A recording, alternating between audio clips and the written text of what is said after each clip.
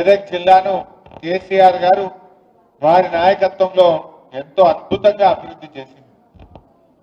మెదక్ జిల్లా అనే ఒక దశాబ్దాల కలను నిజం చేసిందే బీఆర్ఎస్ పార్టీ. ఇందిరాగాంధీ నుంచి 30-40 ఏళ్లు కాంగ్రెస్ పార్టీ ఊరించి ఊరించి ఉసురు అనిపించింది. కానీ కేసీఆర్ గారు మెదక్ను జిల్లా చేస్తానని మాట ఇచ్చిండు. మెదక్ జిల్లా చేసి చూపిండి అలా కేసీఆర్ గారు. ఒక్క జిల్లా ఏంటి, అసలు మెదక్ రూపురేఖలు మార్చిందే బీఆర్ఎస్. బీఆర్ఎస్ రాకముందు వారం రోజులకు ఒక్కసారి నల్లా వస్తుండే మెదక్లో మంచినీళ్ళు 5 రోజులకు 6 రోజులకు 7 రోజులకు ఒక్కసారి నల్లా వస్తుండే. కానీ బీఆర్ఎస్ పార్టీ వచ్చినాక ప్రతి ఇంటికి స్వచ్ఛమైన మంజీరా జలాలు అందించింది బీఆర్ఎస్ పార్టీ. కలెక్టరేట్ ఎవరు కట్టింది, జిల్లా ఆఫీస్ ఎవరు కట్టింది, 100 పడకల ఎంసీహెచ్ ఆసుపత్రి ఎవరు తెచ్చింది, మెడికల్ కాలేజీ తెచ్చింది బీఆర్ఎస్ కాదా? పట్టణంలో అద్భుతమైన 4 లైన్ల రహదారులు చేసి డివైడర్లు పెట్టి ఫుట్ పాత్లు పెట్టి మెదక్ జిల్లా రూపురేఖలు మార్చింది బీఆర్ఎస్ పార్టీ కాదా? గణపురం కాలువలను కోట్ల రూపాయల డబ్బులతో గణపురం కాలువల్ని ఆధునీకరించింది బీఆర్ఎస్ పార్టీ కాదా? గణపురం కాలువలే కాదు, హల్దీ వాగు మీద మంజీరా మీద 10ల సంఖ్యలో చెక్ డ్యాములు కట్టి నీళ్ళిచ్చింది ఎవరు? బీఆర్ఎస్ కాదా?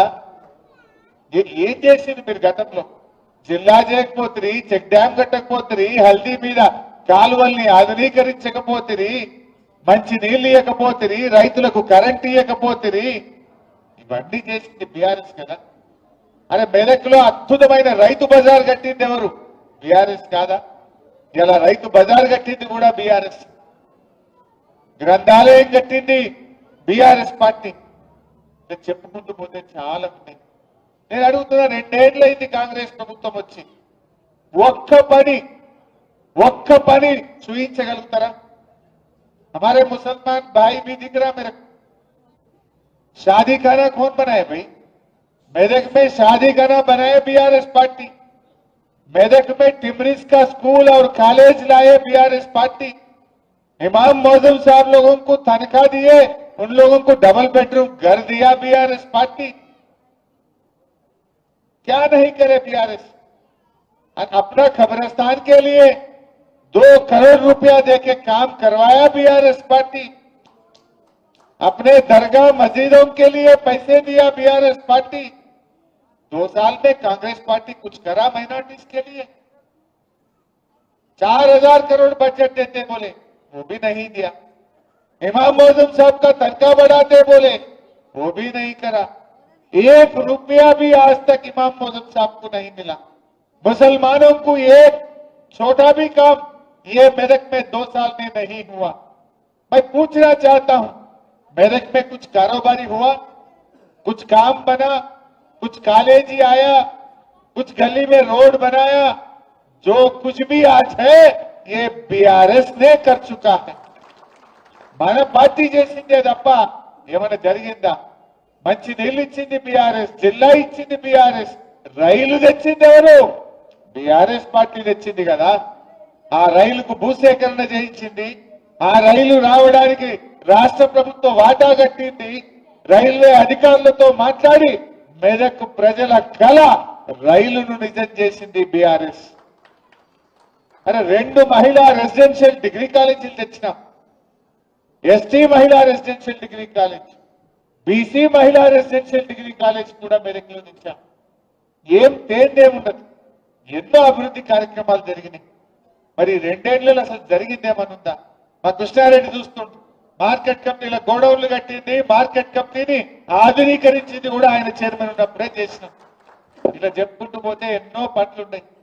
ఈ 2 ఏళ్లలో ఒక పని ఉన్నదా తప్పి? ఒక్క పని ఇవాళ నాకు గుర్తొస్తుంది, మా మల్లికార్జున్ కనబడుతుంది. 2015లో మల్లికార్జున్ చైర్మన్ ఉన్నప్పుడు 2 స్కాచ్ అవార్డులు ఈ మెదక్కు వచ్చినాయి.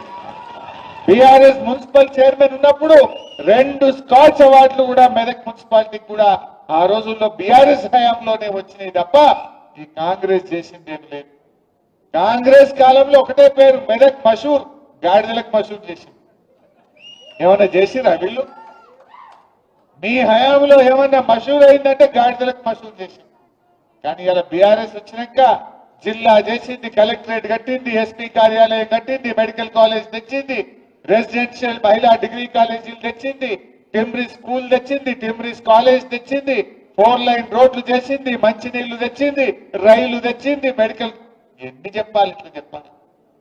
ఇన్ని చేసిన బీఆర్ఎస్ పార్టీ. అని రామాయణపేట ఆర్టీఓ ఆఫీస్ కావాలని ఎన్నో ఏండ్ల కోరిక. కేసీఆర్ మెదక్ వచ్చిండు, తెల్లారి వరకు రామాయణపేట ఆర్టీఓ ఆఫీస్ ఇచ్చింది కేసీఆర్ కాదా? అరే ఎన్ని చేసినాం? వీళ్ళు చాలా చెప్పిండ్రు, మరి అయిందా? రేవంత్ రెడ్డి మొన్నెన్నో మాట్లాడి మనమంటే సిగ్నల్ కార్డ్ ఎవరన్నా లైన్ దాటితే నీ బ్యాంకులకి వెళ్ళి డైరెక్ట్ అకౌంట్ లో పైసలు తీసుకుంటారట. సార్ చూసిరా మీరు? నీకు తెలియకుండా నీ పైసలు బ్యాంకుల నుంచి డైరెక్ట్ తీసుకుంటారట. వాళ్ళని ఏమంటారే? ఈ మధ్య కొత్త సైబర్ నేరగాళ్ళు అంటారు. నీ పైసలు నీకు తెలియకుండా నీ బ్యాంకులకి వెళ్ళి అకౌంట్లకి వెళ్ళి తీసుకుంటే వాళ్ళని ఏమంటారు? మరి ముఖ్యమంత్రికి సైబర్ నేరగాళ్ళకి ఏమైనా తేడా ఉన్నదా? ఏమైనా తేడా ఉన్నదా? ఏం చెప్పిండు ఎలక్షన్ల ముంగట?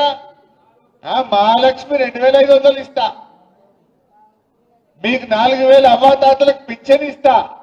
కేసీఆర్ గారు ఉన్నప్పుడు రైతు బంధు నేరుగా ప్రజల అకౌంట్లలో వేసింది. కేసీఆర్ గారు నేరుగా అవ్వాతాతల పింఛన్ 200 నుంచి 2000 చేసి అకౌంట్లలో వేసింది.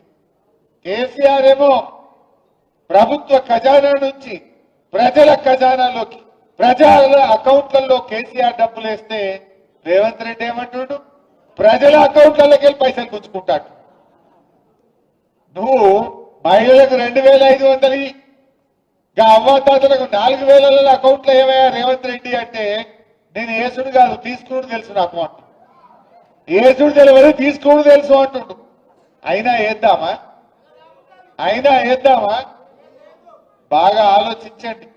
మొన్ననే బాకీ కార్డులు వచ్చింది మెదక్లా చూసిన. ఒక్కొక్క అవ్వకు తాతకు 25 నెలలు నిండింది గవర్నమెంట్ వచ్చి. 50,000 బాకీ పడ్డట్టేనా? ఎవడన్నా కాంగ్రెస్ వాడు రేపు అవ్వ దగ్గరకో తాత దగ్గరకో ఓటు అడిగితే ఏం చెప్పాలి? బిడ్డ 50,000 ఇచ్చినాకనే ఓటు అడగాలి కాంగ్రెస్ వాడు అని చెప్పాలి. ఎవరైనా చెల్లె దగ్గరికి పోయి ఓటు అడిగితే 62,500 బాకీ పడ్డావు, ఇచ్చినాకనే ఓటేస్తామని చెప్పాలి. నిన్న ఒక చెల్లె అడిగింది, నేను టీవీలో చూసినా, మీరు చూసిందో లేదో. జోగిపేటలో దామోదర్ రాజనరసింహ గారు చీరలు వస్తుండు, మంత్రి గారు చీర వస్తుండే, నీ చీరతో నా మహాలక్ష్మి పైసలు ఇవ్వన్నారు. ఇంకా 62,500 ఫస్ట్ ఇచ్చినాక మాట్లాడు అని మంత్రి గారికి ముఖం మీదనే చెప్పిందా లేదా?